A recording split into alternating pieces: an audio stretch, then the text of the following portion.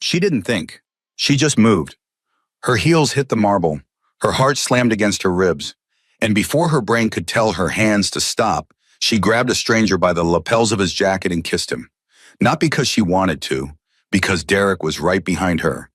And the man she just kissed, he wasn't just a stranger.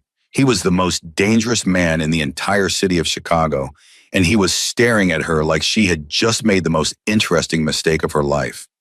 If this story already has your heart racing, hit that subscribe button right now, turn on notifications, and drop your city in the comments below. I want to see exactly how far this story travels. Now, let's go back to where everything fell apart. The night Elena Voss walked into the Hartwell Grand Gala, she had exactly 3 goals. Smile, stay visible, don't let him see her hands shaking. She had spent 2 hours getting ready. 40 minutes of that time had been spent covering the bruise on her collarbone, the one Derek had left 3 days ago, when she told him for the 4th time that it was over. Her concealer was good. Her dress was better. A deep burgundy gown that made her look like she belonged in a room full of Chicago's wealthiest, most powerful people. She did not belong here. But she had been hired to document the gala, a freelance design and branding contract for a nonprofit's annual fundraiser. She needed the money. She needed the credit. And she had told herself, standing in front of her bathroom mirror with a makeup brush in one hand and a bruise on her neck, that she would not let Derek Hale take this from her too. He had already taken her confidence, her sleep, her sense of safety inside her own apartment. He was not getting her career. So she walked in. She smiled at the coordinator. She accepted a glass of champagne she had no intention of drinking. And she stood near the edge of the ballroom with her portfolio tablet in hand, doing her job, watching everything, with the trained eye of a woman who noticed details for a living. She noticed the way the centerpieces cast gold light across the white tablecloths. She noticed the nervous young server who kept adjusting his cufflinks. She noticed the couple near the piano who were clearly fighting beneath their smiles. And then she noticed Derek. That was the thing about Derek. He didn't walk into rooms, he claimed them. Broad-shouldered, clean-cut, wearing a suit that cost more than Elena's rent, he stood near the far entrance with a glass of scotch in his hand, like he owned the building. Maybe he did. She didn't know anymore. She'd stopped keeping track of what Derek owned after she realized he thought he owned her. Their eyes met across the ballroom. He smiled. Her stomach dropped through the floor. How did he know I'd be here? The thought hit her like cold water. She hadn't told anyone. She'd been careful. She'd even taken a cab instead of a rideshare so there'd be no app record of her location. And yet here he was, 40 feet away, smiling that slow, deliberate smile that said, "I always find you, Elena. You know that." She turned away, breathed, focused on her tablet, typed a note she would never read again, something about the floral arrangement, and told herself to hold it together for 3 more hours. 2 minutes later, she felt a hand at the small of her back. She didn't flinch. She had trained herself not to flinch. "You look beautiful," Derek said softly right against her ear. "But you knew I'd say that." "I'm working," Elena said. She kept her voice flat, steady, professional. "Please don't." "Don't what?" He stepped beside her, casual as a man greeting a friend, and lifted his own glass in a small, private toast. "I just wanted to say hello. Is that a crime?" "You already know what a crime looks like," she thought. "You left one on my neck." She said nothing. "You've been avoiding my calls?" He continued, quieter now, pleasanter, which was always more dangerous. Derek at full volume was terrifying. Derek, when he was calm, was something worse. "I've been worried about you. You know I hate it when I can't reach you. I've been busy." "Elena." He said her name like a warning dressed up as affection. "Don't be like that. We're in public. Smile." And God help her, her face started to obey. Not because she wanted to, but because 3 years of conditioning had taught her body that smiling was safer than not smiling. That compliance bought her time. That resistance in public in front of people who didn't know and wouldn't believe her only made things worse later. She hated herself for that half smile. She hated him more for causing it. For the next 40 minutes, Derek shadowed her. He was masterful at it. He never grabbed her, never raised his voice. He simply existed in her radius close enough that she could feel him far enough that no one watching would think anything was wrong. He refilled her champagne glass when she hadn't touched it. He introduced her to 2 of his colleagues as my girl, and she watched the flicker of confusion on their faces when she corrected him. "We're not together. and then watched Derek laugh it off like she'd made a charming little joke. She's shy, he told them, and they laughed, and Elena felt the walls of the room get smaller. She excused herself, found the edge of the ballroom near the grand staircase, breathed, checked her phone, no service, of course. This building's walls were solid marble. She needed to think. She needed to get to a different part of the room. Find the event coordinator, tell her she wasn't feeling well, get a car, get out, going somewhere. Derek materialized at her left shoulder. She hadn't heard him move. She never heard him move. It was one of the things that had frightened her long before she admitted to herself that she was frightened. I need some air, she said. I'll come with you. Derek. Elena. The pleasant tone was thinning now like ice at the edge of spring. You are embarrassing me. Do you understand that I've been patient? I've been kind. I drove 2 hours to be here tonight for you, and you've spent the whole evening acting like I'm a stranger. You followed me. I came to see you. There's a difference. There isn't, she said, and she heard the tremor in her own voice, the thing she hated most, the way her body betrayed her by being afraid. Lower your voice, he said. I'm not raising it. I said. He stepped closer, just one step, but it was enough. Lower your voice. Elena's hand tightened on her champagne flute. She looked across the ballroom floor. She had no idea what she was looking for. An exit, a friendly face, the coordinator. Anyone who might happen to glance over and give her a reason to walk away without it turning into a scene, because scenes were things Derek weaponized. He was always the reasonable one in the scene. She was always the hysterical one. And that's when she saw him. That was the honest truth she would return to later when she had the luxury of analysis. Under normal circumstances, Elena Voss was good at not looking directly at men like this one. Men who carried a certain kind of weight in a room, not physical, not just physical, but something older and more fundamental. Men who stood in a crowd the way mountains stood in a landscape. You didn't look at them because they were beautiful. You looked at them because your instincts told you they were significant. He was standing near the far edge of the room alone, which was remarkable in itself. In a gala full of people who desperately wanted to be seen talking to important people, this man was talking to no one, and somehow that made him the most important person in the room. He held a glass of something dark. He wasn't watching the crowd. He was watching the exits, slowly, methodically, the way a person watches exits when they've spent a lifetime knowing which ones matter. He was tall, dark-haired, Italian-cut suit, midnight blue. Not handsome in the way that magazine covers were handsome. Handsome in the way that old oil paintings were handsome. Striking, severe. A face that had been through things and had not broken from them. Elena didn't know his name. She didn't know anything about him. All she knew in the electric fraction of a second that her brain had available for rational thought was that Derek's hand had just found her wrist, his fingers closing around it like a trap. And something inside Elena Voss, something that had been folding in on itself for 3 years, suddenly stopped folding. She pulled her wrist back. She stepped forward. And then she crossed the ballroom floor. That was the key. Don't run running. Created a scene, created questions, created Derek following at her heels and explaining to anyone who asked that she was upset, that she had a temper, that he was just trying to help. She walked with her chin up and her shoulders back and her bruised collarbone beneath burgundy fabric, and she didn't look behind her because she knew if she looked behind her, she would stop. The man noticed her when she was about 10 feet away. His eyes moved from the exit to her face, and they stayed there dark still, completely unreadable, with the calm of someone who had been watched by many people for many reasons, and was waiting without particular urgency to discover what kind of reason this was. 7 feet? 5? 3? He didn't move, didn't speak, just watched her come toward him with the specific patience of a man who never needed to lean forward to meet the world. He waited for the world to come to him, and it always did. Elena stopped in front of him.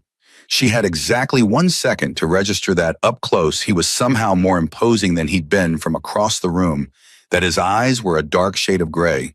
She couldn't name that. The calm on his face was not the calm of a simple man, but the calm of a man in whom everything ran very deep and very quiet.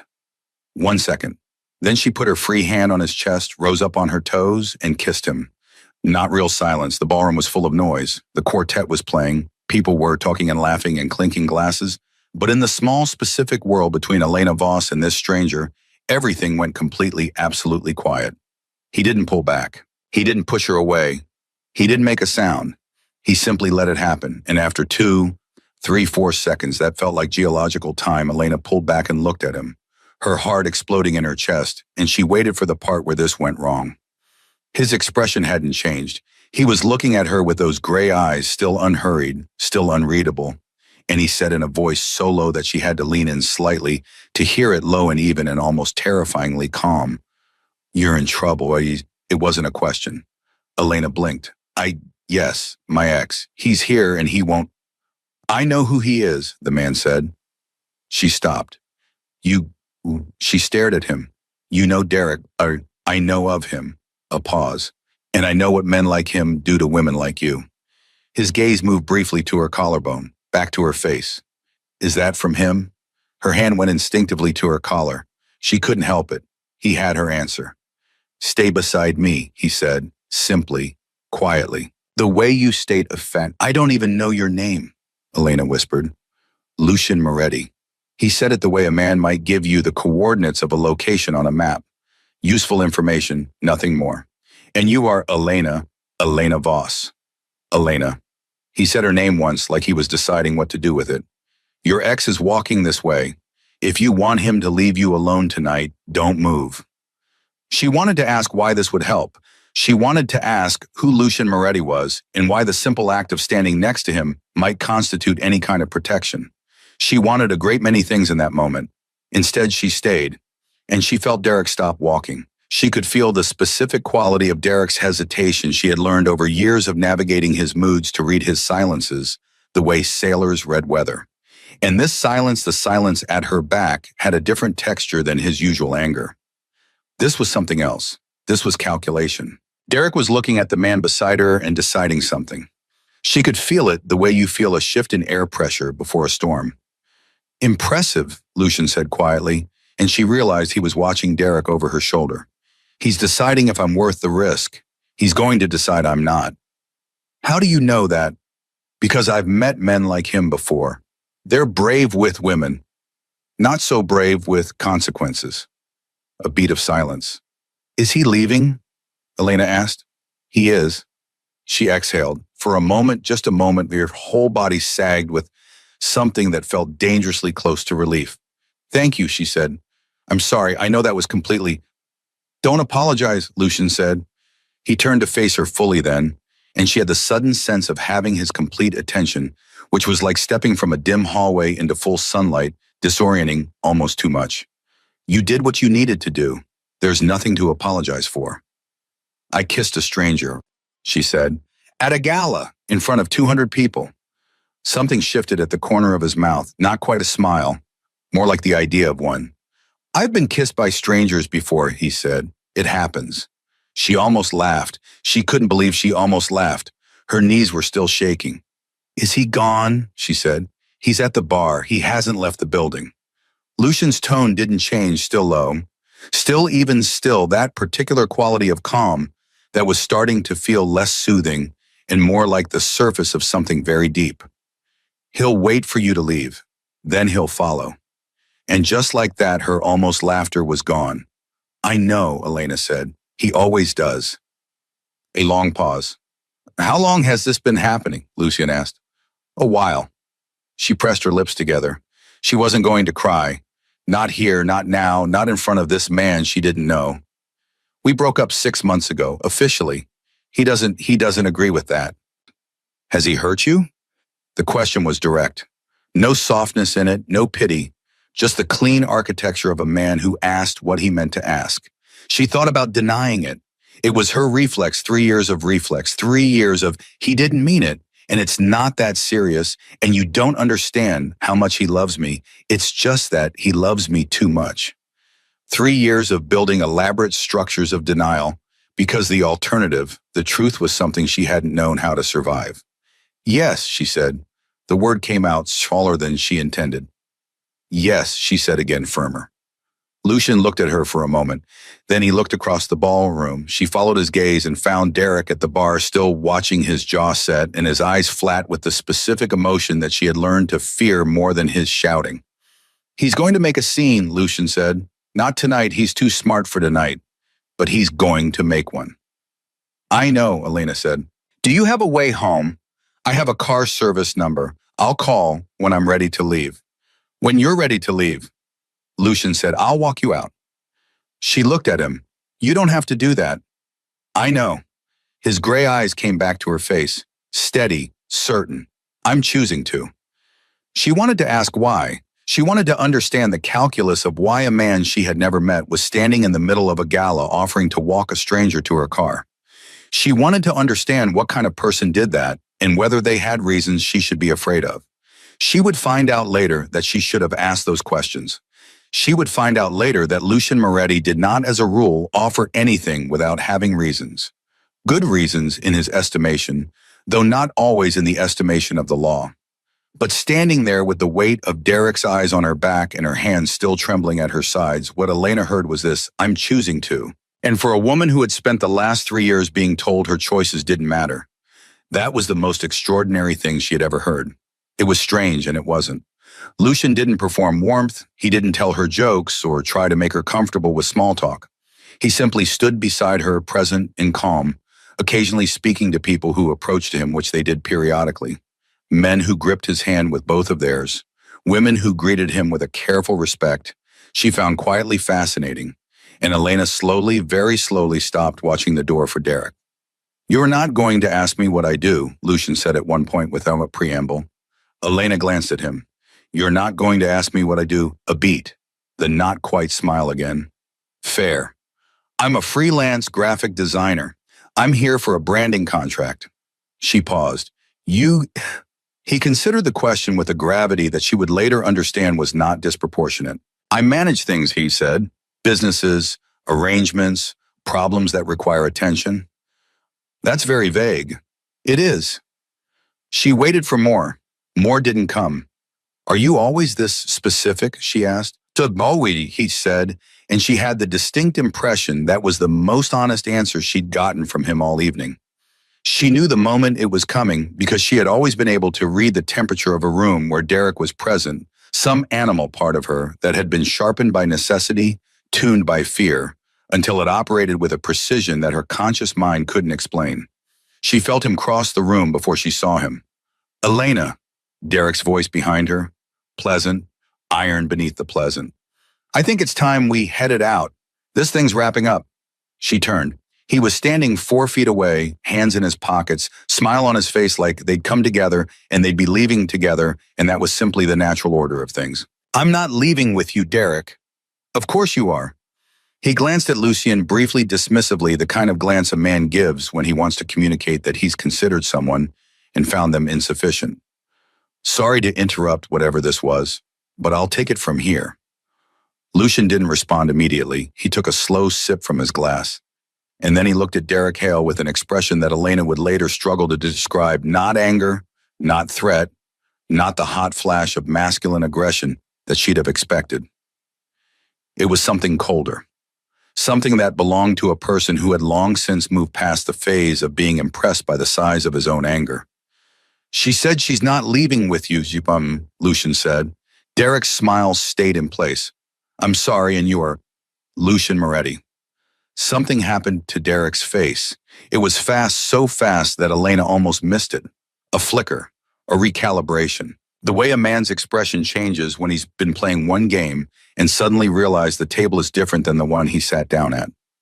Mr. Moretti, Derek said, and his voice had changed just slightly, just enough. I wasn't aware that you and Elena were acquainted. We are now, Lucian said. A long silence. Elena, Derek said, and now he was looking at her, and the pleasantness had stripped back enough that she could see the thing underneath the tight, controlled fury that she knew better than her own reflection. We should talk, in private, about what you're doing. There's nothing to talk about, Elena said. I think there is. He took a step toward her, and Lucian moved. Not dramatically, not aggressively.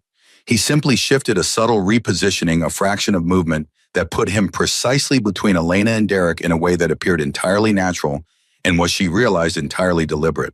He didn't touch Derek. He didn't raise his voice. He simply stood in the space where Derek was trying to go, and he looked at him and he said no. One word, the simplest word, and the entire weight of whatever Lucian Moretti was, whatever he had done, whatever men knew about him, when they heard his name, it was in that word. All of it. Derek Hale stood very still, And for the first time in 3 years, Elena watched him back down. He left. He didn't make a scene. He didn't threaten. He turned smoothly with the poise of a man who was absolutely going to process this privately and make someone pay for it later, and he walked toward the exit and he left. Elena's breath came out in a rush. "He'll be back," Lucian said quietly. "I know." She pressed a hand to her sternum. "I know he will." "Not tonight." "No." She swallowed. "Not tonight." I shall pause. A long one. "Come in," Lucian said. "I'll have someone bring my car around. I'll walk you out." "You really don't have to, Elena." He looked at her. "He's going to be outside. Do you want to walk past him alone?" She thought about it for exactly 1 second. "No," she admitted. "Then come." She followed him. Later, walking beside him through the marble corridor toward the exit, Elena would try to pinpoint the moment she should have understood that this was not a simple act of kindness from a stranger. That men like Lucian Moretti did not insert themselves into other people's crises without direction, without reason, without the specific architecture of a mind that was always, always 10 steps ahead. She would try to find that moment. She would not find it. Because in that corridor, still shaking, still running on the adrenaline of 3 hours of fear, finally fractured, all she could feel was something she hadn't felt in so long that it took her the rest of the night to name it: safe. She felt safe. She didn't know yet what that was going to cost her. She didn't know yet that the man walking beside her, calm and certain and dark-suited and quietly devastating, in the manner of things that are dangerous without trying, she didn't know yet that his world would pull her under before it ever let her breathe. She just knew that Derek hadn't followed, and Lucian Moretti was walking her home, and something in the city of Chicago on that cold November night had shifted on its axis. Just slightly, just enough. The car was waiting exactly where Lucian said it would be. The night air hit her face. Derek was nowhere. And when Lucian held the car door open and said simply, "You shouldn't go home tonight," Elena Voss, freelance designer, survivor woman with a bruise on her collarbone that she'd spent 40 minutes hiding, stopped walking. "Why not?" she asked. "Because he knows where you live," Lucian said. "And now he knows he can't have you. And men like that," he paused, his gray eyes were steady on hers. "That's when they become most dangerous." She stood on the steps of the Hartwell Grand in her burgundy gown, and she looked at this man she had kissed 45 minutes ago as a desperate act of survival, and she said the only thing her exhausted, terrified, stubborn heart knew how to say: "What exactly are you suggesting?" Lucian looked at her. "I'm suggesting," he said, "that you let me help you. For now, just for now." She should have said no. Every sensible instinct she had, every lesson she'd learned, every wall she'd built, said no. "Okay," she said, and that was where everything truly began. The car ride was silent for the first 4 minutes, and Elena counted every one of them. She sat on the far side of the back seat, her burgundy gown pulled around her like a wound, her hands folded in her lap with the careful precision of a woman trying very hard to appear composed. Lucian sat on the other side, not close, not distant, just present, and he didn't fill the silence with reassurance or small talk, or any of the things people usually said when the air was this heavy. He just looked out the window, and the city moved past them both, and Elena slowly, incrementally came back to herself. "Where are we going?" she finally asked. "Somewhere safe," he said. "That's not an address." He glanced at her. "No, it isn't." She held his gaze for a moment. "I'm not going to a hotel with a stranger, Mr. Moretti." "I know." He said it without offense. "I have a building on the north side. There are floors that are residential, private. You'd have your own space, a floor to yourself, your own entrance code, a door that locks from the inside. My people would be in the building, but not in your way." "Your people," she repeated. "I employ security staff. They're professionals." "Security staff?" She processed that. "What exactly do you need security staff for? A beat?" "I told you, I manage things." "That still means nothing to me." He looked at her, then really looked at her the way he'd done at the gala, with that quality of attention that was almost uncomfortable in its completeness. "What do you know about the Moretti family, Elena?" She didn't know why the question made the hair on her arms stand up. "Nothing," she said. And then, because she was a designer who worked with Chicago's business community and had ears, "Wait." She paused. "There's a Moretti Holdings, real estate, and a Moretti Foundation. They fund the arts, the symphony." "Yes." She stopped. She'd heard the other things too. The quieter things. The things people said in certain circles, and then immediately walked back laughing nervously, changing the subject. The name Moretti attached to rumors that didn't quite cohere into anything she'd ever stopped to examine because it had never mattered to her before. It mattered now. "What are you?" she asked directly. He didn't look away. "A businessman." And the other thing, a long pause, the city lights moved across his face. "Someone who makes sure problems get resolved," he said, "permanently." The word permanently sat in the air between them like a stone dropped in still water. Elena watched the ripples. "Are you going to be honest with me?" she asked. "Within reason." "That's not comforting." "It wasn't meant to be." He shifted slightly to face her. "I'm telling you what I am so that you understand the exchange. You don't get to unknow my world once you're in it even briefly. I want to be clear about that before we go further." She stared at him. "And what do you get out of this, out of helping me?" A pause, something shifted behind his eyes, barely perceptible, but there. "Derek Hale owes me something," he said. The words landed cold and precise. "What does that mean?" Elena said. "It means that his involvement with you gives me a reason to involve myself, a convenient one." He held her gaze. "That's the honest answer. I'm not doing this out of charity. I don't operate in charity." She should have been frightened by that. Part of her was. But another part of her, the part that had been lied to so many times by a man who claimed to love her, recognized something in Lucian's particular brand of bluntness, and that part was not frightened at all. That part was, God help her, almost relieved. "Okay," she said. "Okay. I'd rather know the real reason than a beautiful fake one." She looked down at her hands.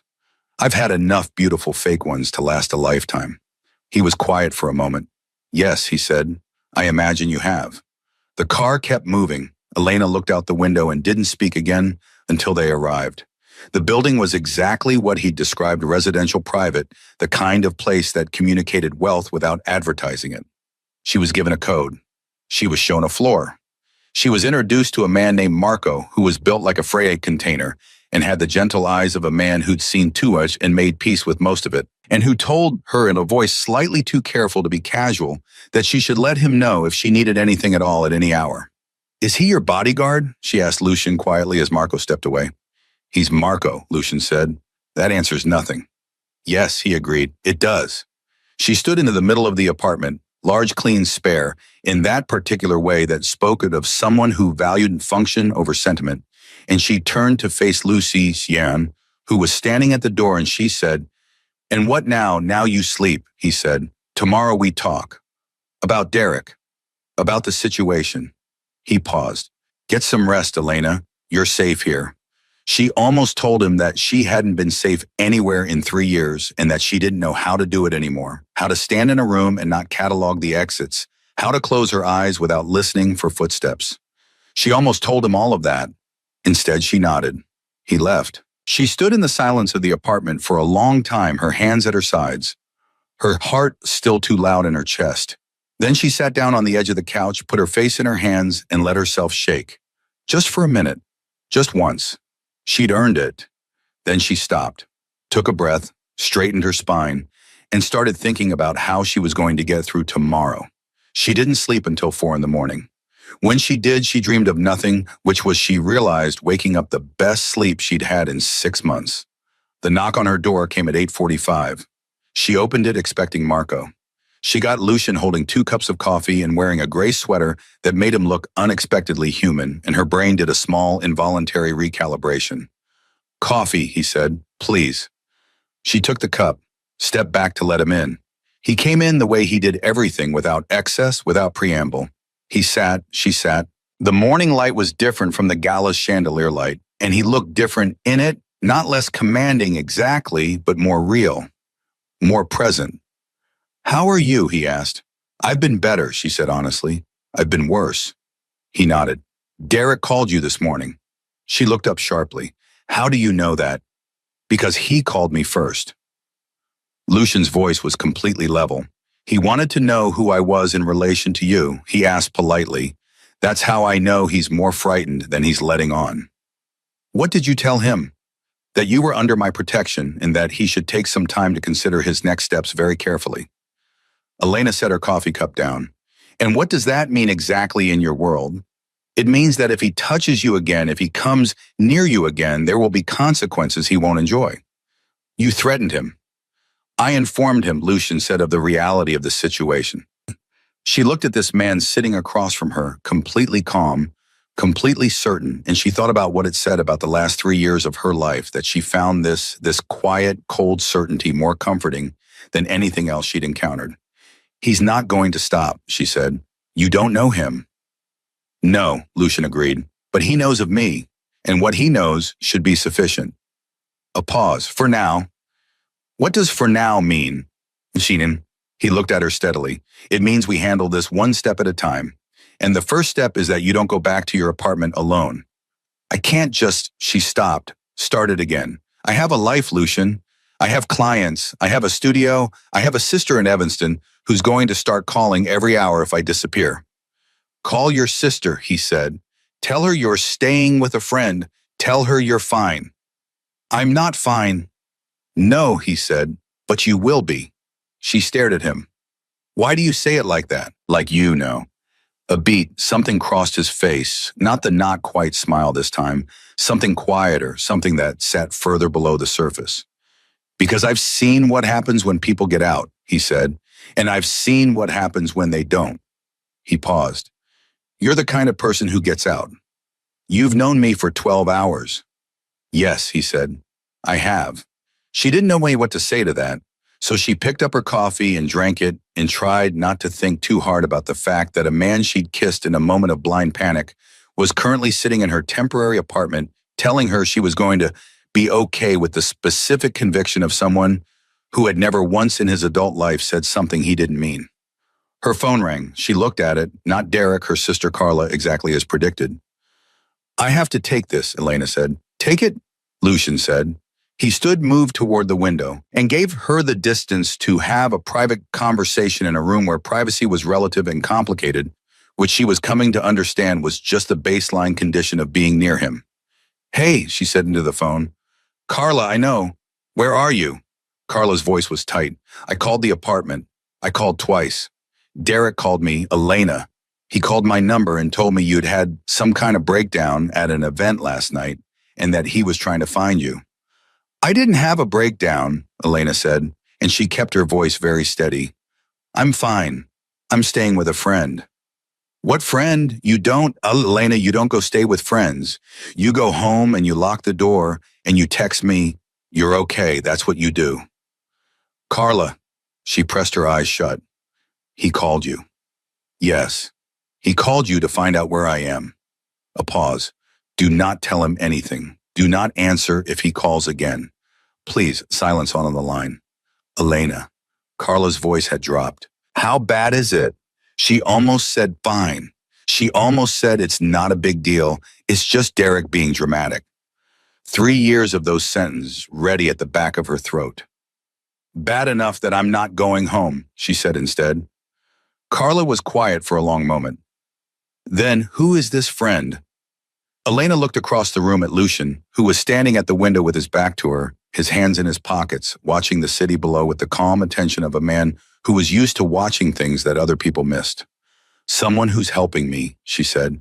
I don't like that answer. I know, I'll call you tonight. I love you. Please don't tell Derek anything. She hung up. Lucian turned from the window. She knows something is wrong, he said, not a question. She's known for a while, Elena said. Longer than I admitted to her. She set her phone down.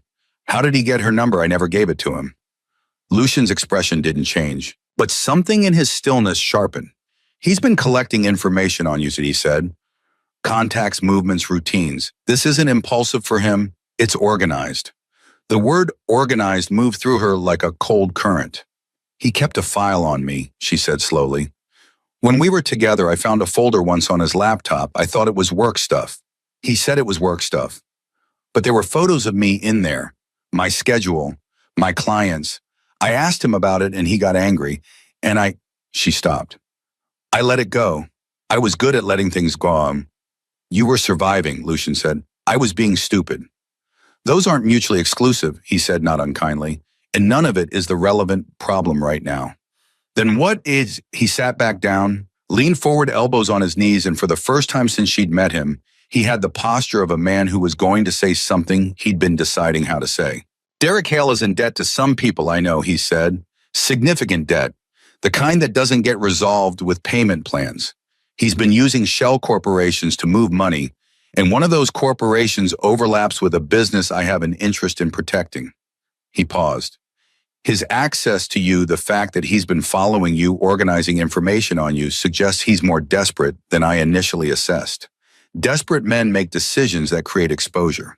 For him, and for anyone connected to him. Elena looked at him for a long time. So I'm not just a woman you helped at a gala. No, he said. I'm connected to a problem you're already managing. Yes. And you brought me here because you needed protection, and because having you somewhere I could control the environment served both our interests, he said. Plainly, without apology. She absorbed this. She thought about being angry. She tested the anger out, held it up to the light, examined its edges. And then she thought about Derek's hand on her wrist the night before, and Derek's voice in Carla's phone, and the folder on the laptop with her face in it, and the bruise that was currently sitting under her blouse like a small, quiet accusation. Okay, she said. Lucian looked at her. That's the second time you've said that. I know. Most people would argue more. Most people haven't spent 3 years learning that arguing wastes energy you might need later. She met his eyes. I'm not most people. Something in his face shifted, barely, but she was starting to learn how to read the barely, and what she saw there was something that might in another man have been called respect. No, he said, you're not. Her phone buzzed on the table between them. They both looked at it. Derek, again. She didn't answer. She watched it ring, and she didn't answer, and she kept her hands flat on her knees and her breathing even until it stopped. He's going to escalate, she said. Yes. When? Today, probably. Lucian stood, which is why I need you to do exactly what I tell you today. Not tomorrow, not eventually. Today. I'm not good at being told what to do, she said. I know, he said. I'm asking anyway. She stood too. They were closer than she'd realized. The low table between them barely counted as distance, and she had a sudden sharp awareness of how strange this was, the gala last night, the kiss, and now this. Standing in a borrowed apartment with a man whose last name carried weight, she was only beginning to measure, negotiating the terms of a protection she hadn't known she needed from a threat she hadn't known was this organized. What do you need me to do? She asked. Stay in the building today. Let me make some inquiries. Marco will be outside if you need anything. He paused. Can you work remotely? Yes, I have my laptop. Then work, be normal. Don't call Derek back. Don't respond to his text. And if he tries to contact anyone else in your life, her phone buzzed again. Not Derek this time. She looked at the screen and her blood went cold. You should have come home last night. Elena, you've made this very difficult. I hope whoever he is, he's worth it. D. She held the phone out to Lucian without speaking. He read it. His expression didn't change in the way that most people's would, no flash of anger, no visible reaction. He simply handed the phone back and said, he's watching the building. He followed us here. He followed the car, or he had someone do it. A pause. Marco. The door opened before he'd finished the word. Marco, she was learning, operated on some frequency that was slightly ahead of normal cause and effect. The green sedan on the southeast corner, Lucian said. Run it. Marco nodded and left.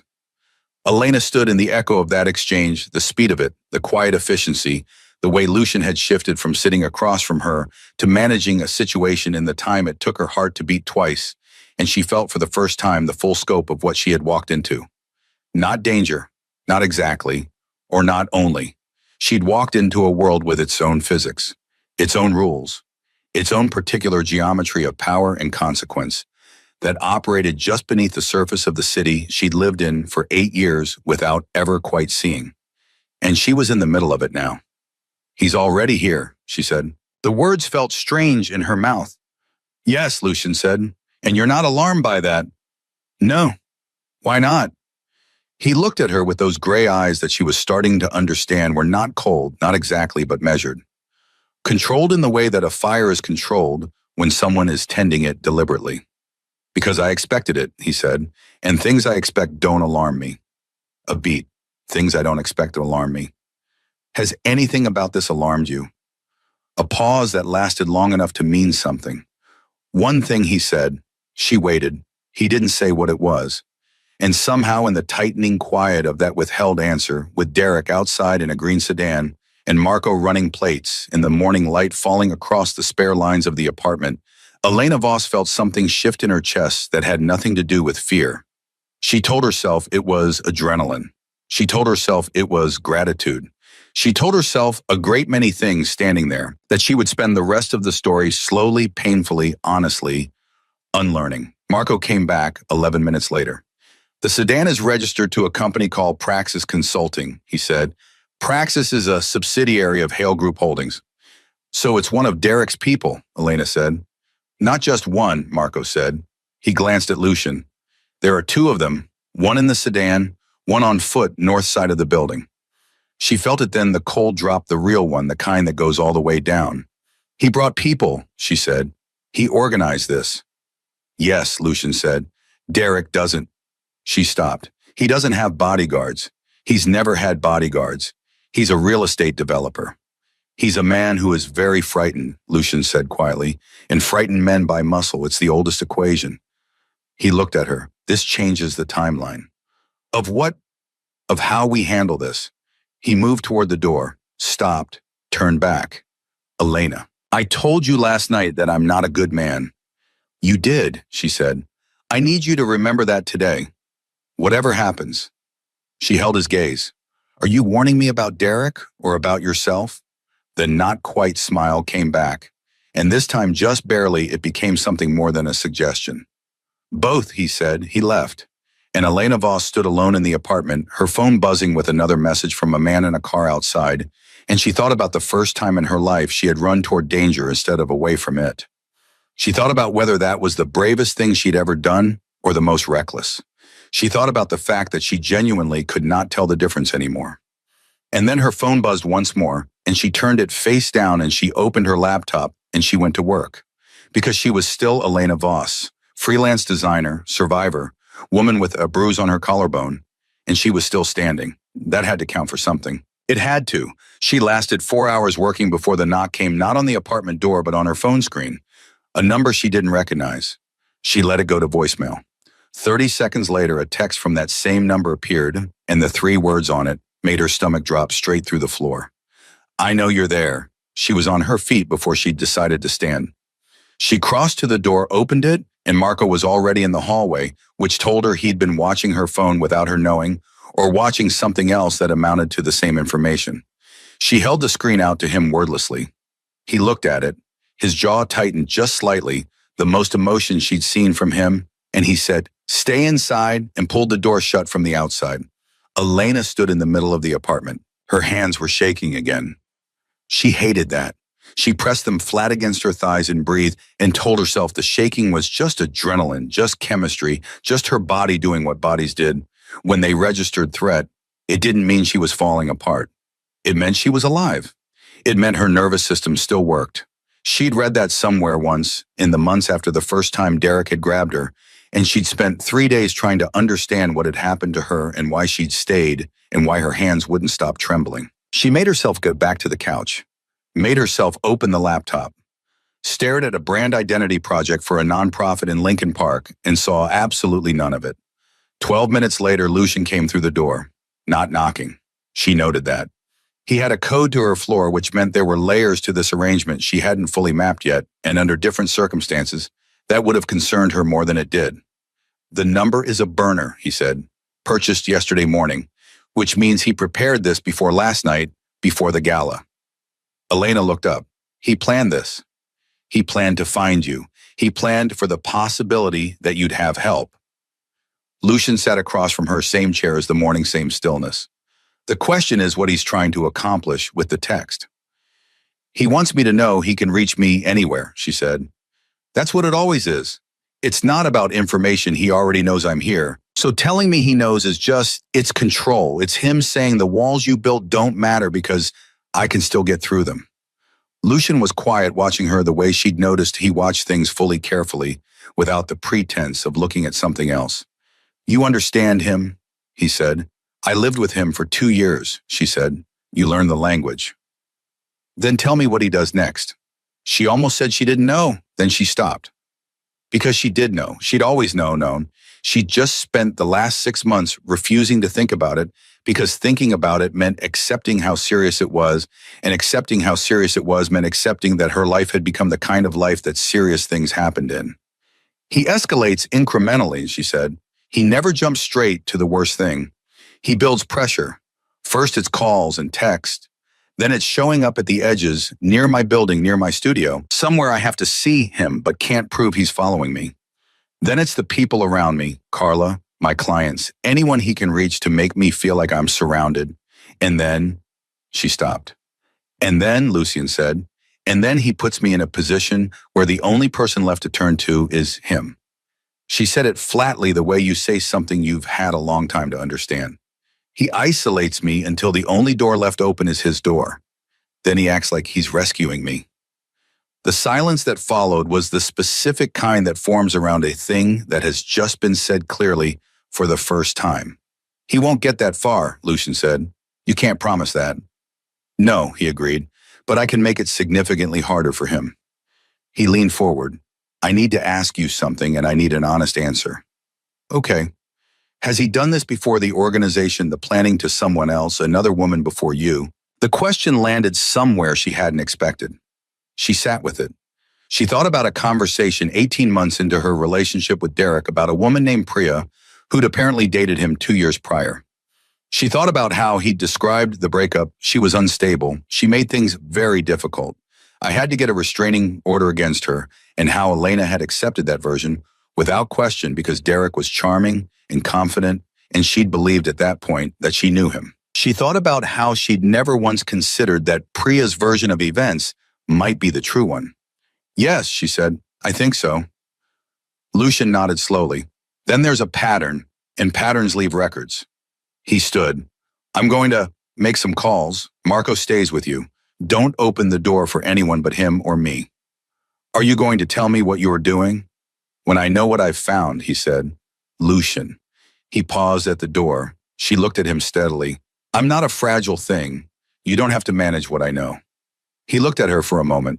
Something in his expression did that subtle shift again, the one she was learning to read like a language with a very small vocabulary. I know that, he said. Then treat me accordingly. A pause. I'll tell you what I find, he said.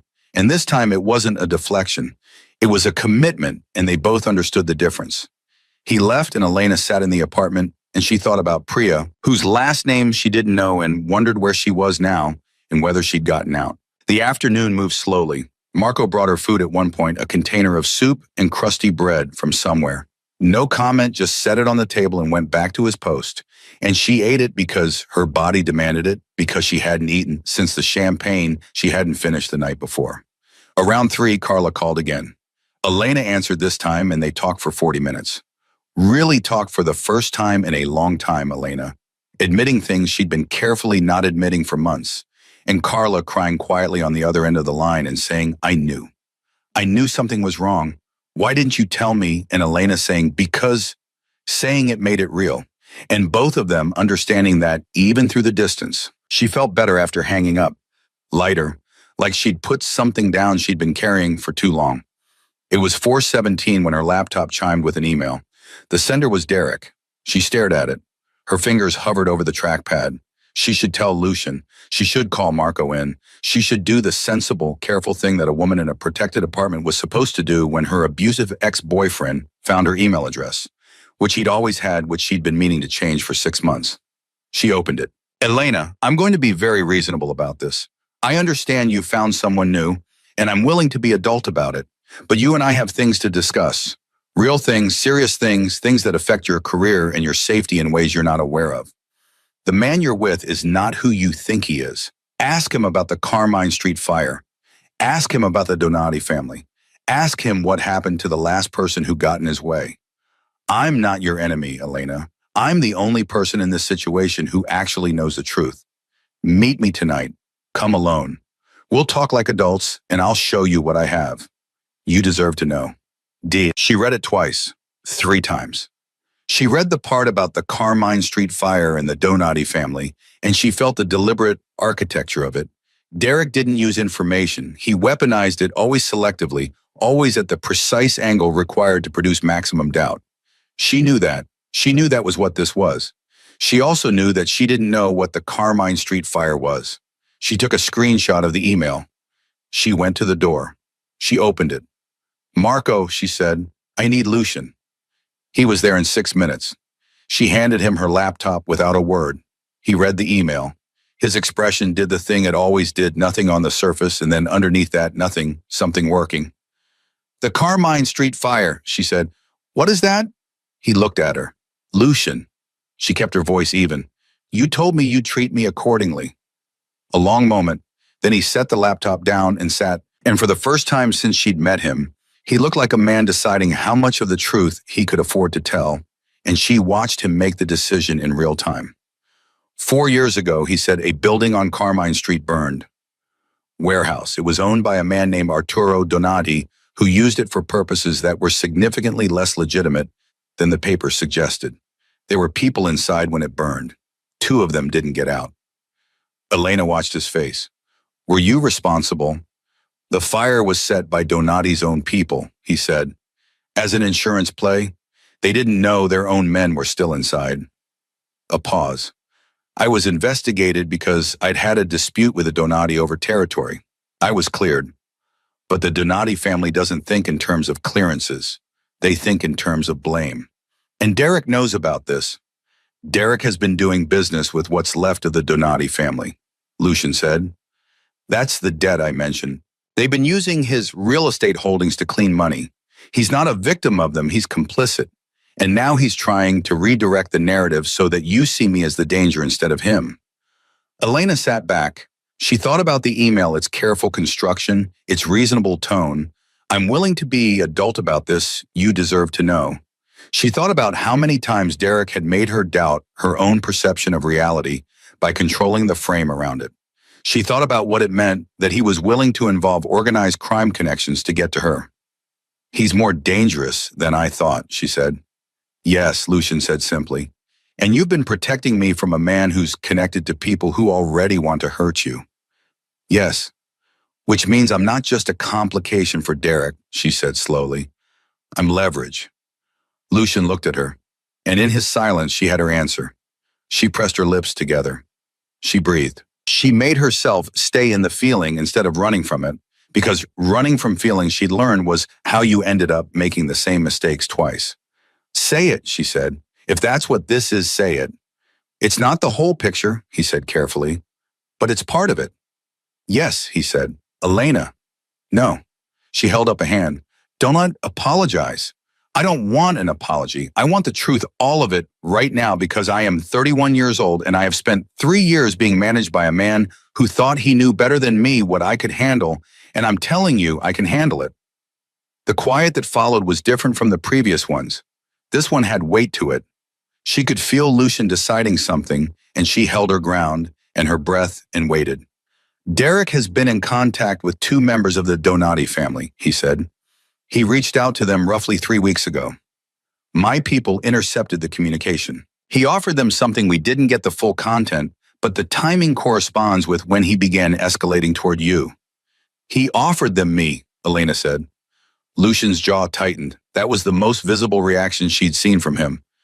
"We don't know that, but it's possible." "It's possible," he admitted. She stood up.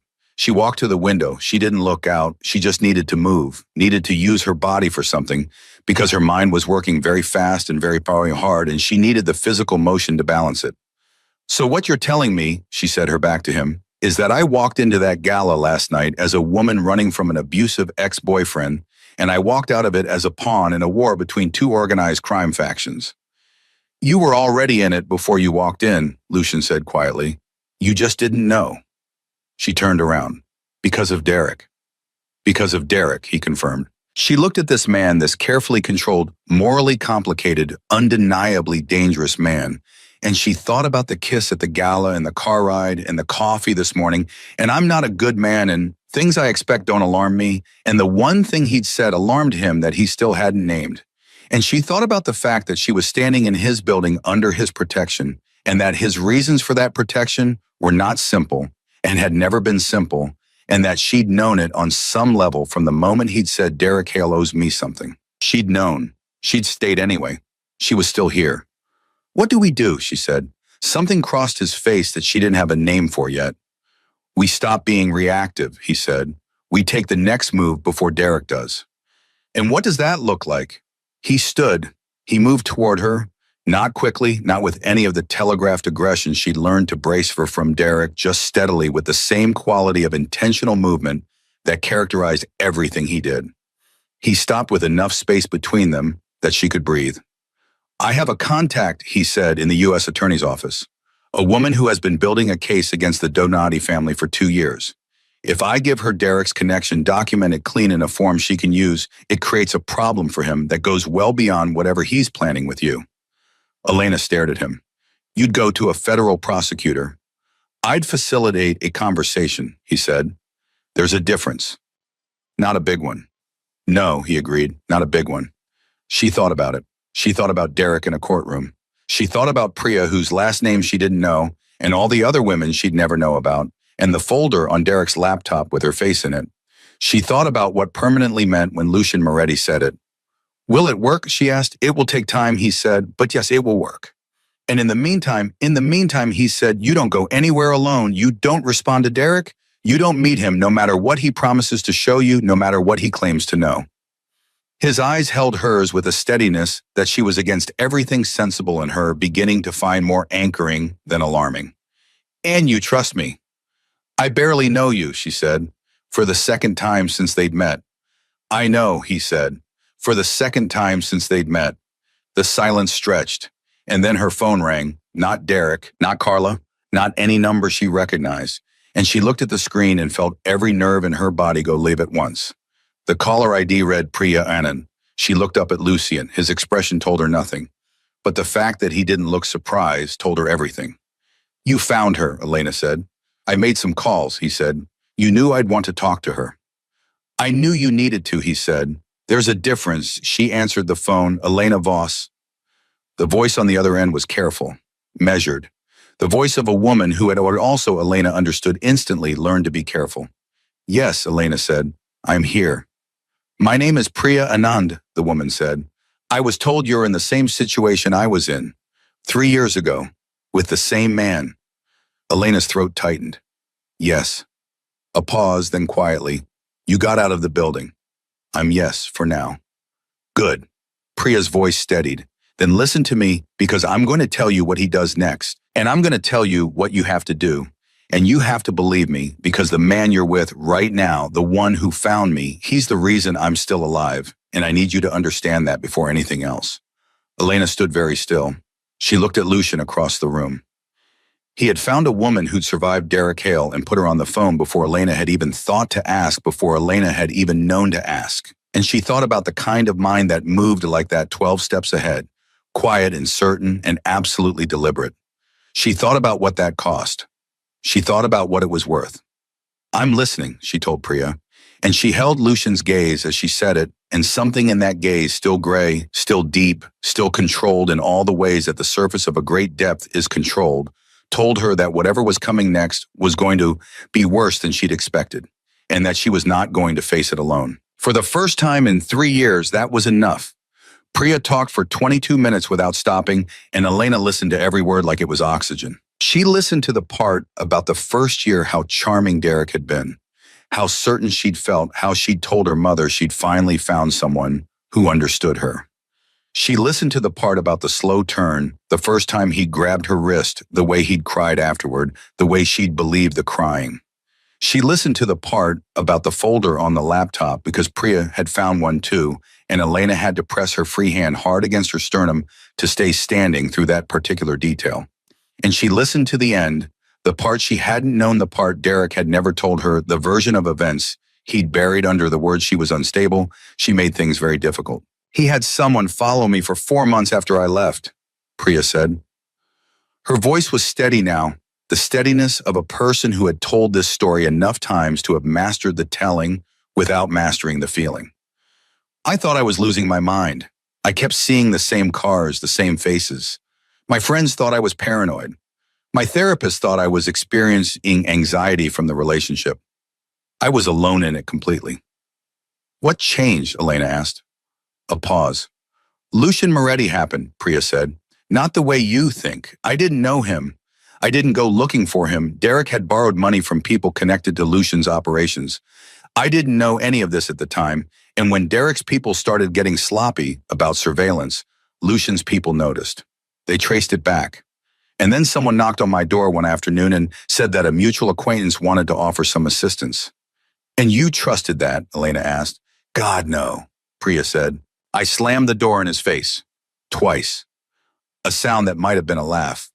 But he came back a third time with documentation. Things Derek had done. Financial crimes evidence of harassment, actual evidence, photographs. Records the kind of thing a prosecutor could use. And I realized that whatever Lucian Moretti's reasons were, they aligned with mine. A beat. He doesn't do things without reasons. I'm sure you've noticed that. I've noticed, Elena said. Those reasons kept me safe, Priya said. I'm not telling you to trust him blindly. I'm telling you that his interests and your survival are not mutually exclusive. That's the most honest thing I can give you. What happened to Derek after? A long pause. He was investigated. Federal charges, financial fraud, money laundering through the real estate holdings. The harassment piece was harder to prosecute, but the financial charges were enough. He lost everything, the business, the connections, the resources that made him dangerous. Her voice dropped. And without the resources, men like Derek become very small. Elena stood at the window with the phone pressed to her ear, and she thought about Derek in the green sedan outside with his organized surveillance and his burner phones and his connections to the Donati family. She thought about how Derek with resources felt. She thought about how he might feel without them. Thank you, she said, for talking to me. Don't thank me, Israel, Priya said. Just get out, all the way out. Don't let him make you feel crazy for needing to. A pause. And Elena, the bruise, document it, photograph it, date it, keep a record. It matters more than you think. The call ended. Elena held the phone at her side and stood very still for a moment. Then she turned around. Lucian was watching her from across the room with that particular quality of attention that she had stopped finding unsettling and started finding something else, something she didn't have a clean name for yet. You already knew all of that, she said. Everything she told me. Most of it, he said. Why did you let her tell me instead of telling me yourself? He held her gaze, because it means something different coming from her. She thought about that. He was right, and he knew he was right, and he'd known it before she'd even gotten off the phone with Carla that morning. The precision of that, the understanding of what she needed, and the patience to provide it in the form that would actually land it, unsettled her in a way that had nothing to do with danger. We need to document the bruise, she said. Something shifted in his face. Yes. Can Marco? I'll get you a camera. Marco will step out. Whatever you need. Thank you. He went to the door, stopped, did not turn around. Elena. Yeah. She got out, he said. Priya. I know. I want you to remember that today, whatever else happens. She didn't ask what he meant by whatever else. She was starting to understand that when Lucian said that phrase, he was telling her something was coming, and she was starting to understand that her job was to be ready. She photographed the bruise with steady hands, and she sent the file to an email address Lucian gave her. And when Marco came back in, he didn't look at her with pity, which she was grateful for. He looked at her the way you look at someone who just did something hard with a simple, uncomplicated respect that cost him nothing and gave her more than he probably knew. At 6:45, the second text from the unknown burner number came. Last chance, my offer expires at 9. After 9, the people I've been talking to get very impatient. I don't want that for you. She read it. She showed it to Lucian. He read it without visible reaction, and then he handed her phone back and said, he's accelerating. Because you went to the prosecutor's contact, she said. My contact reached out to Derek's financial attorneys this afternoon, Lucian said. A preliminary inquiry, routine and deniable, but Derek's attorneys would have told him immediately. He knows the ground is shifting. He paused. That's why the deadline. He's trying to pull you out before he loses the leverage. He's panicking, Elena said. Carefully, Lucian said. He's panicking carefully. There's a difference. I know it. She set the phone face down. What do we do with the 9 o'clock deadline? Nothing, Lucian said. We let it pass. And the Donati people he mentioned, a pause that held weight. I'm handling that. That's not an answer. It's the answer I have right now, he said. I need 2 hours. Can you give me 2 hours? She looked at him. She thought about trust, what it meant, what it cost, what it required from a woman who had trusted the wrong person for 3 years and was now being asked to extend it again in a direction that was almost certainly complicated and possibly illegal and undeniably her best option. 2 hours, she said. He nodded once and left, and Elena sat on the couch with Marco outside the door, and her phone face down on the table and the quiet pressing in around her, and she did something she hadn't done in a very long time. She let herself think about the future. Not tonight, not the next hour, the future. What it might look like if Derek was genuinely, permanently not a factor. What she'd do with the energy she currently spent being afraid. What her studio would feel like without the low-grade terror of wondering if he'd show up. What she'd eat for breakfast without checking her locks twice first. She thought about small things because the small things were what you actually lost when someone took your peace from you. Not the grand gestures, not the milestones, but the ordinary mornings. The coffee you could drink without your hand shaking. The walk to the train you didn't dread. The phone that rang without making your stomach drop. She wanted those things back. She was going to get them back. At 8:14, the apartment door opened and Lucian came in, and she knew immediately from the quality of his stillness, which was different from its usual kind, tighter something underneath it that she'd call tension on any other man, that something had changed. What happened? She said. He sat down. He put his hands together between his knees and he looked at her with those gray eyes and he said, Derek made contact with the Donati family directly. Not through intermediaries directly, in person this evening. Elena felt the air in the room change. What does that mean? It means he's escalated beyond what I anticipated, Lucian said. And it means the timeline I was working with is no longer accurate. How bad? He was quiet for a moment. She recognized that moment now, not evasion but calculation. He was deciding how to say the truth, not whether to say it. The Donati family has agreed to put pressure on you as a way of pressuring me, he said. Derek offered them access to financial records, real estate documents that contain information about one of my holdings. In exchange, they provide the muscle to isolate you from my protection. Elena sat very still. He sold them information about you. Yes. Using me as the transaction. Yes. She breathed. In through the nose, out through the mouth, the way her therapist had taught her in the months after she'd first tried to leave and hadn't been able to when her nervous system had been running so hot that breathing felt like a skill rather than a reflex. So I was right earlier, she said. I'm leverage. You were leverage, Lucian said. Now you're a target. The word landed clean and hard. She let it. Okay, she said. Elena. I said okay. She looked at him directly. I'm not okay, but I said okay, which means I'm still in this and I'm not falling apart and I need you to keep talking, so keep talking.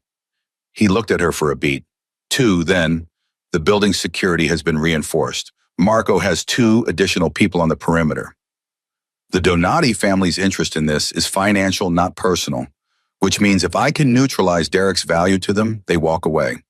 They don't want a war. They want money. And Derek, Lucian said, is now a liability to everyone in this situation, including himself. He doesn't understand that yet. When he does, he'll be significantly easier to manage. She thought about the email, the careful, reasonable tone, you deserve to know the truth.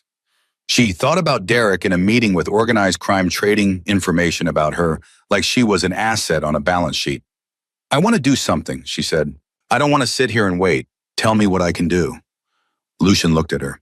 You already did it, he said. The documentation from this afternoon, the photographs, your statement, the record of contacts, I sent it to my contact at the U.S. Attorney's office an hour ago. She's opened a file. Elena blinked. That was fast.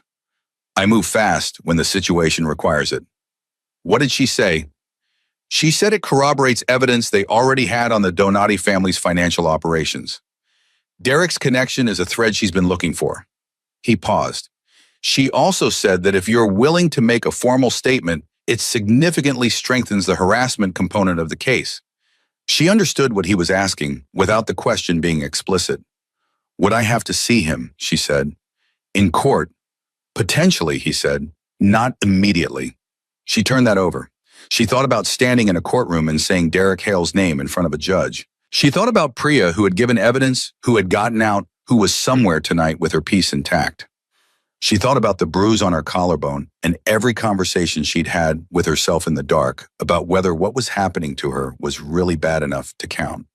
Yes, she said, I'll make a statement. Something in Lucian's face shifted, and this time it wasn't the not quite smile. This time it was something quieter, something that lived in a different register, and she noticed it the way you notice a light changing in a room when the source isn't immediately visible. He looked for just a moment like he was relieved. Good, he said. Lucian. She said his name the way he sometimes said hers deliberately, like placing something important on a surface where it could be examined. The thing that alarmed you, yesterday morning, the one thing. He went still. You said things you expect don't alarm you, she said. And then I asked if anything about this had alarmed you, and you said one thing and you didn't say what it was. She held his gaze. I'm asking now. A long silence. You, he said. She stared at him. I didn't expect you, he said. I expected a complication, a woman connected to Derek Hale who needed to be kept somewhere manageable while I resolved a business problem. I expected something easy to categorize. He paused. I didn't expect you to cross a ballroom floor and take the situation into your own hands. I didn't expect the way you talked, the way you thought. He stopped. I didn't expect to find you interesting, and things I don't expect alarm me. The sentence landed in the silence of the room and neither of them moved. Elena's heart was doing something it hadn't done in a very long time. Not fear, not adrenaline, not the particular racing that came from being in a room with someone who frightened her. This was different. This was the heart's version of standing at the edge of something high and looking down. Not because you're going to fall, but because you want to understand what falling would mean.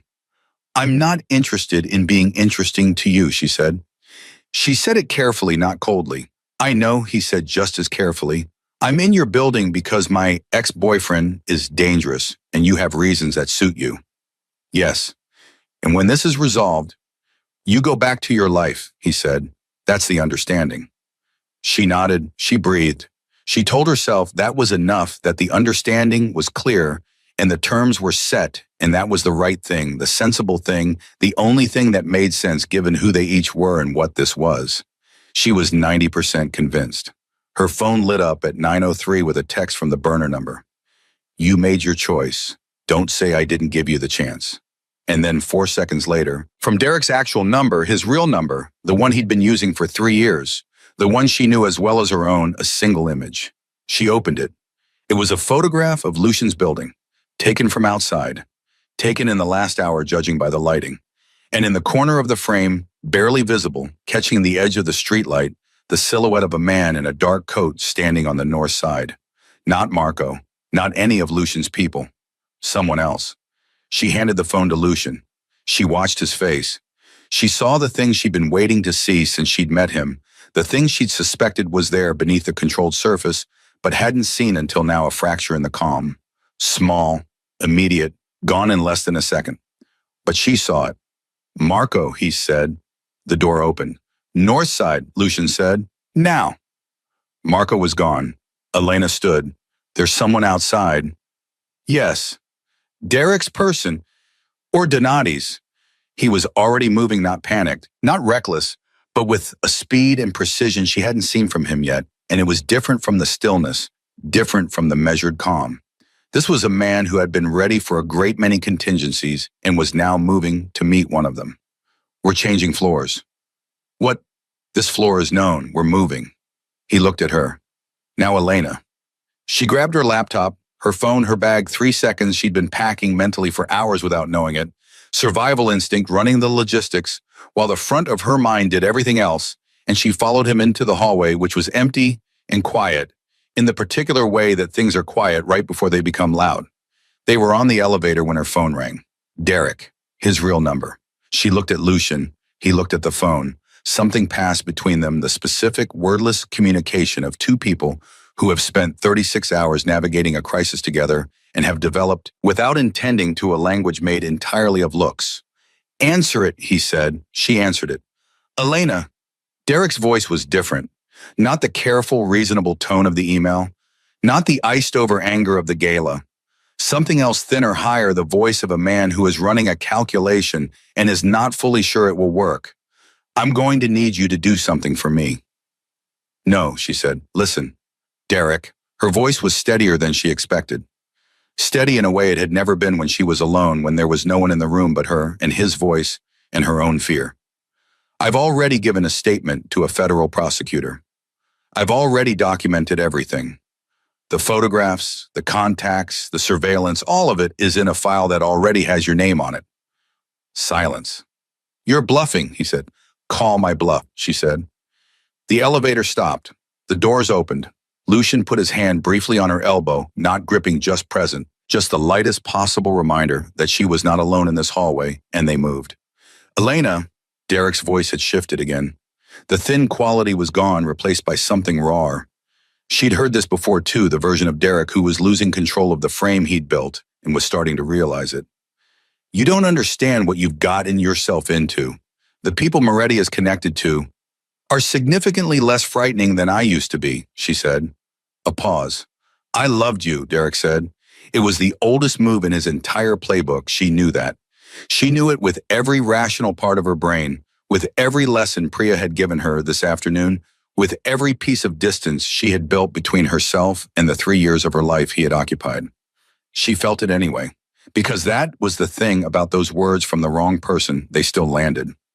They landed in the place where the love had been real before it became something else. In the place where she had genuinely believed in him, in the part of her that was still underneath everything. A person who had wanted nothing more than to be loved correctly. She felt it. She let herself feel it. She did not let it move her. No, she said quietly. You didn't. You wanted to own me. That's not the same thing. She ended the call. She stood in the new hallway on the new floor with Lucian beside her, and her heart slamming in her chest and her hands for the first time since the gala completely entirely still. Are you all right? Lucian said. She thought about it honestly. She checked herself the way you check a structure after a storm, methodically, without flinching, looking for the damage, and then assessing whether it was the kind that could be repaired. Yes, she said, and meant it. His phone rang then. He answered it, listened for 7 seconds, and said, hold him there. He hung up. He looked at her. Marco, she said. Marco found the man on the north side, he said. Who is he? Lucian's jaw set in the particular way she'd learned meant he was about to say something that mattered. He's a private investigator, he said. Hired 3 weeks ago. A pause. Not by Derek. She stared at him. Then by who? He looked at her steadily. By a man named Vincent Donati, he said. Arturo's nephew, the one who took over the family after the Carmine Street fire. Another pause, this one carrying the weight of something he'd been holding back. He wasn't watching you, Elena. He was watching me. He's been watching me for 6 months. She felt the floor shift under the story she thought she'd understood. The Donati family didn't get involved because Derek brought them in, she said slowly. No, they were already involved. Yes. And Derek, she stopped. Derek didn't go to them, they went to him. Lucian's silence was its own answer. They've been using Derek for months, she said. And when he found out you were connected to me, they saw an opportunity to use him to get to you, Lucian said, to create pressure, to give them a reason to put eyes on this building that I couldn't easily remove. She stood in the hallway of a building she'd been brought to for protection, and she understood with the sharp clarity that comes from finally seeing the full shape of a thing that the situation she was in was older and deeper and more complicated than a gala and a kiss and a man with a bruise on his past. They were always coming for you, she said. I just gave them the timing. Yes, he said. I'm sorry. She hadn't expected the apology. From the way his face moved after saying it, he hadn't entirely expected it either. Are we safe here? She asked. For now, he said. And tomorrow. He looked at her, and for the first time since she'd met him, Lucian Moretti answered a question not with certainty, but with the specific, honest weight of a man who did not know and was choosing not to pretend otherwise. I don't know, he said. She nodded, she breathed. She thought about the woman she'd been 48 hours ago, standing at the edge of a ballroom with a glass of champagne she wasn't drinking, and Derek's hand closing around her wrist like a trap. She thought about how far she had walked since then. She thought about how much further there was still to go. "Then we figure it out," she said. She went inside. He stood in the hallway for a moment before following. Neither of them said what they were both beginning to understand, that the walls between them were not made of different things than the walls between any two people who have been through something real together. That walls under sufficient pressure have a way of becoming something else. Not gone, just different, thinner in places, transparent in others. The kind you could see through if you stood close enough and let your eyes adjust to the dark. Neither of them said it, but they both knew. She didn't sleep that night. Not because she was afraid, or not only because of that. She lay on the unfamiliar couch in the new apartment, on the new floor, and she stared at the ceiling, and she thought about everything with the particular clarity that comes at 2 in the morning, when the adrenaline has burned off and what's left is just you and the truth, with nowhere left to hide from either one. She thought about Derek, not with fear this time, with something colder and more final, the feeling you get when you see a thing clearly without the distortion of hope. She thought about 2 years of believing his version of events over her own.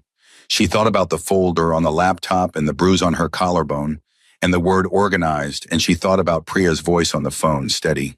Careful, the voice of someone who had rebuilt herself out of the wreckage of the same man, and she thought it ends here. Whatever it takes, it ends here. She thought about Lucian. She tried not to. She was disciplined about it the way you're disciplined about a thing you know is complicated and isn't the priority and will still be there once the crisis is over. She told herself she'd think about Lucian later, when later existed, when the Donati family was no longer watching the building, and Derek was no longer sending photographs of the street outside, and her life was no longer being managed like a variable in someone else's equation. She thought about him anyway. At 6:15, she got up, made coffee with a small machine on the counter, and sat with it in the quiet. At 6:40, Lucian knocked and came in, and he looked at her with those gray eyes and said without preamble, "Vincent Donati wants a meeting." She set her coffee cup down. "With you. With both of us." She stared at him. "Why me?" "Because you're the element he doesn't control," Lucian said. "He's been managing, Derek managing the surveillance, managing the pressure on my operations, and then you made a statement to a federal prosecutor, which he wasn't expecting, and now I'm not the only problem he has. You are." A pause. "He wants to look at you, assess whether you're a liability. And if he decides I am," Lucian's jaw set, "he won't get that far." "That's not an answer." "No," he said, "it isn't." He sat down across from her. "Elena, I need you to understand what I'm about to tell you, and I need you to not argue with me until I've finished." "That's a concerning opening," she said. "The meeting with Donati is an opportunity," he said. "If I go with you, if we present a unified position, I can negotiate a withdrawal. He wants the financial records Derek promised him. I can give him something more valuable, clean passage, out of a federal investigation that is now actively looking at his family's operations. My contact at the U.S. Attorney's Office confirmed this morning that the file she opened yesterday now includes the Donati family's money laundering activity. Vincent doesn't know that yet. Elena processed this. You're going to trade him information about a federal investigation. I'm going to trade him the opportunity to cooperate with one before it's too late," Lucian said carefully. "There's a difference. You keep saying there's a difference. There usually is. And what do you want me to do in this meeting?" He looked at her steadily. "Be exactly who you are," he said. "Don't perform. Don't minimize. Don't let him see you shrink." A beat. "You've been shrinking for 3 years for a man who didn't deserve the space he took from you. Don't give Vincent Donati a single inch of it." She held his gaze. She felt something move through her, not courage exactly, but the particular anger that lives underneath fear when you finally stop letting fear sit on top of it. The kind of anger that doesn't make you reckless. The kind that makes you precise. "When?" she said. 2 hours, he said. "Then let me get dressed," she said. He stood. He moved to the door, stopped the way he always stopped, the way she'd come to recognize as the moment when Lucian Moretti said something he'd calculated but felt. "You don't have to come," he said. "I can manage the meeting without you. It's safer if—" "Lucian," she said it quietly. Stop trying to protect me from the thing I've already decided to walk into. He turned around.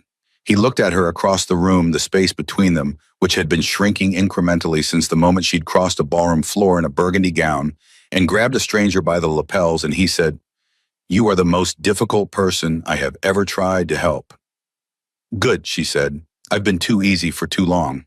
The meeting with Vincent Donati took place in a private room in a restaurant on the west side that was owned, she later learned, by a man who owed Lucian a favor, which meant the room was clean, the staff was absent, and the exits were mapped. Vincent Donati was 53 years old and had the build of a man who had once been physically intimidating and had since transferred that energy entirely to his presence. He sat at the head of the table with a glass of water he didn't touch, and when Elena walked in beside Lucian, and he looked at her the way she'd expected, measuring, calculating, running an assessment. She looked back. She did not look away. "Ms. Voss," Donati said. His voice was even cultivated, the voice of a man who had spent considerable energy becoming harder to read than his father. "I understand you've been having a difficult few days." "I've had worse," she said. She sat down. She folded her hands on the table. She breathed. Lucian sat beside her. In his stillness was a kind of communication, not for her, not for Donati, but for the room itself, the way a load-bearing wall communicates its function by simply existing in the right place. "Let me be direct," Donati said. "Derek Hale approached my family with a proposal. In retrospect, the proposal was poorly constructed, and Derek significantly overstated both his value and his position." He paused. "I don't enjoy being misled." "Then we have something in common," Elena said. Donati looked at her. Something shifted in his assessment, barely, but she caught it. "Lucian," he said, "what are you offering?" "A conversation," Lucian said, "about timing. Explain." "There is a federal file," Lucian said, "that was opened in the last 24 hours. It contains financial documentation connected to your family's operations, specifically the money laundering through Derek Hale's real estate holdings. The prosecutor handling it is thorough, and she's been building toward your family for 2 years. He paused, letting the information land the way a stone lands, without flourish, without visible satisfaction. "You have a window to cooperate before the file becomes an indictment. That window is short." Silence. Donati was still, the specific stillness of a man doing very fast math with very high stakes. "You're telling me this why?" he said. "Because the alternative," Lucian said, "is a war neither of us wants. Your family takes the fall for Derek Hale's desperation. My operations get disrupted for a problem that was never mine to begin with. Elena becomes a witness in a federal case that drags on for 2 years." He looked at Donati steadily. "Or you walk away. Derek is the liability. Let him be the liability." Another silence. Longer this time. "And Derek," Donati said, "is no longer your problem," Lucian said, "or mine." Donati looked at Elena again. She understood why she was the variable he was still calculating. The woman who had walked into this room when she could have stayed behind. The woman who had made a federal statement with steady hands and was sitting across from him now without flinching. "You're not what I expected," he said to her. "No one ever is," she said. He picked up his water glass, drank, set it down. "I'll need 48 hours, he said. "You have 24, Dame," Lucian said, a beat.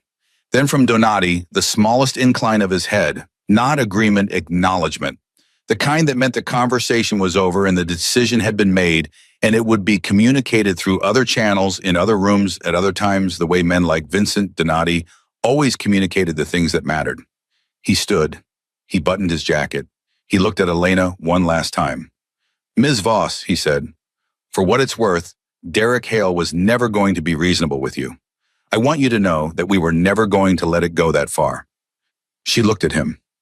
She thought about what that meant, never going to let it go that far, and all the dark space contained in that phrase, all the things it implied about what that far looked like, all the ways in which it was not the reassurance he seemed to think it was.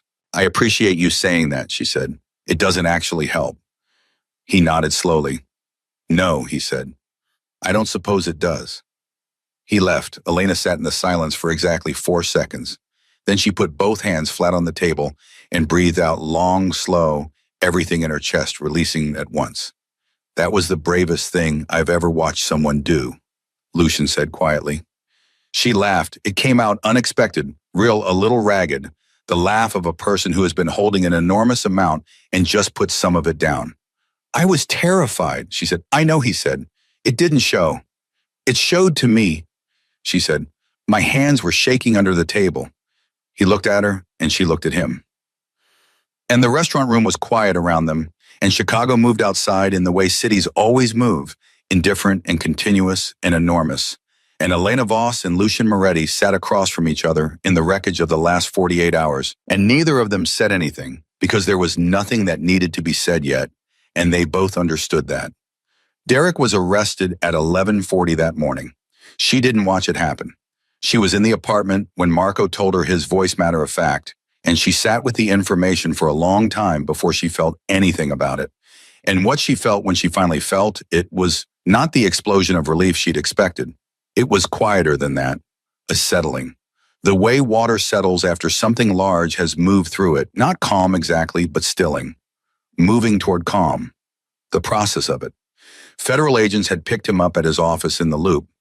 The charges were financial fraud, money laundering, conspiracy. The harassment case was a secondary filing, but it was filed and her statement was part of it. And somewhere in a federal database, there was now a record that said Derek Hale had done what he had done, officially and permanently, and in language that courts understood.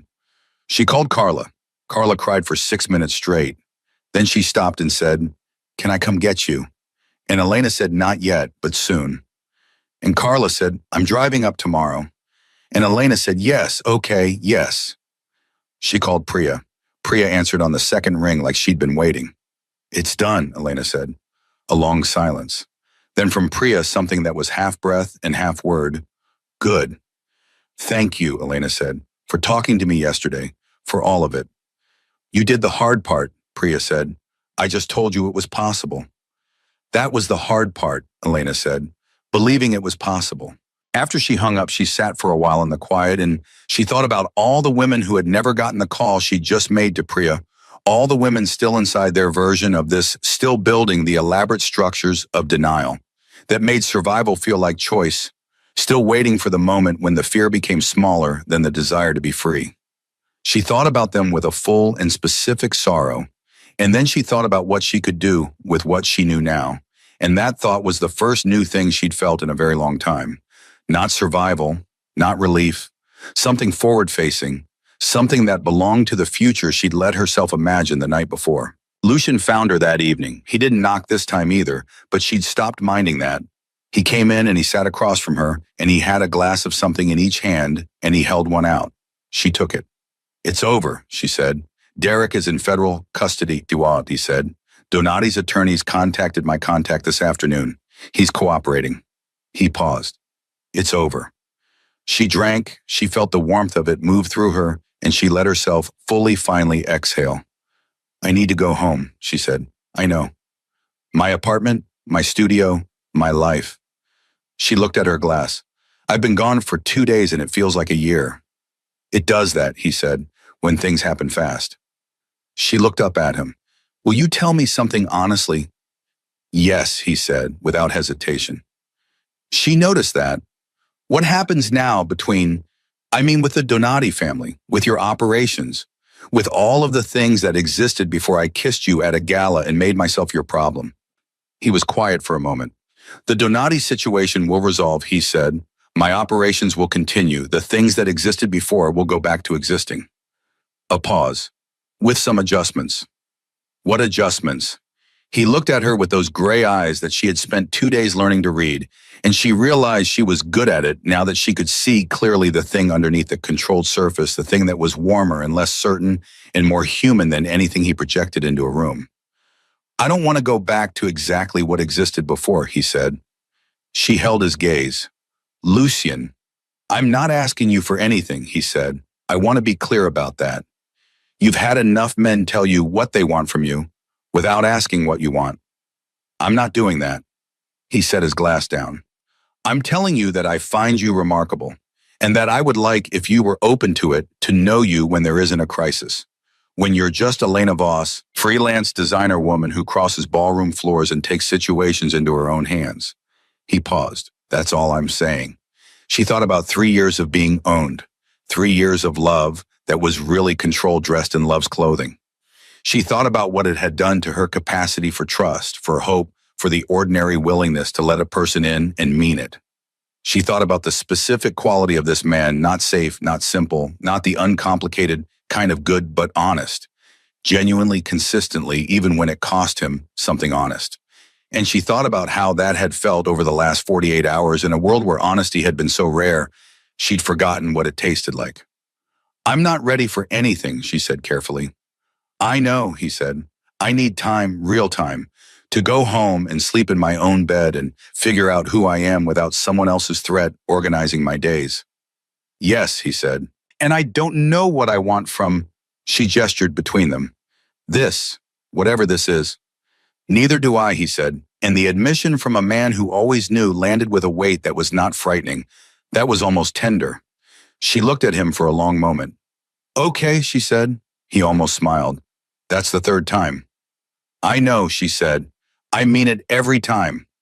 She went home the next morning. Carla picked her up at 10 and held her for a full minute in the lobby without saying anything, and Elena let herself be held, which was something she hadn't been able to do for a very long time. They drove to her apartment, and Elena walked through the door and stood in the middle of her own space, her prints on the walls, her coffee machine on the counter, her drafting table by the window, covered in the organized chaos of a woman who made beautiful things for a living, and she breathed. It smelled like her. It felt like her. She was still here. She sat down at her drafting table that afternoon, and she opened a new project file, and she started working, and the work felt different than it had in years. Clean, focused, uninterrupted by the background noise of fear that she hadn't fully registered until it was gone. She worked for 3 hours. She ate dinner. She called Carla. She went to bed at 10 and slept until 7 and woke up without checking her locks. That was the first day. The second day was harder, the adrenaline fully gone now, the weight of what had happened settling into her body like weather moving in. She cried in the shower, which she'd needed to do, and then she got out and made coffee and called her therapist, who she'd been avoiding for 2 months, and made an appointment for the following week. The third day, she got a text from an unknown number. Her heart stopped. Then she read it. "This is Lucian. I got a new number. Marco says hello. I hope you slept." She stared at it. She thought about not responding. She thought about every wall she'd built, and every reason she'd built them, and everything she knew about taking time and being careful and not letting the velocity of a crisis convince you that the feelings inside it were real. She thought about the ballroom, about crossing the floor toward a stranger because some part of her had known, not logically, not reasonably, that it was the right direction. She thought about how that instinct had been right even when everything around it was complicated and uncertain and carried with it a world she hadn't chosen and didn't fully understand. She thought about what it meant to trust your own instincts again after years of being told they were wrong. She typed back, "I slept. First time in months. Tell Marco he makes good soup." 3 dots appeared. Then, "He'll be insufferable about it." She laughed. She stood in her kitchen in the morning light, laughing at her phone like a woman who had just remembered that she was allowed to, and it felt like the first real thing she'd felt in years. Not survival, not relief, not the grim satisfaction of having gotten through. Something lighter.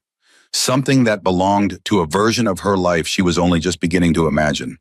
She was not the same woman who had walked into the Hartwell Grand Gala 4 days ago with a bruise on her collarbone and terror in her chest.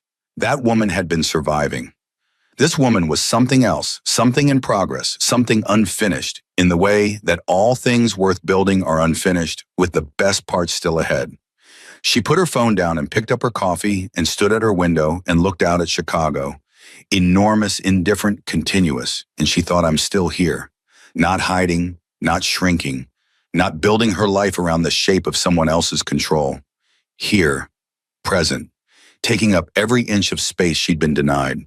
3 years of fear, and she was still standing in the light. She had crossed the ballroom floor toward danger and found on the other side of it something she hadn't been looking for and couldn't yet name, but it was hers.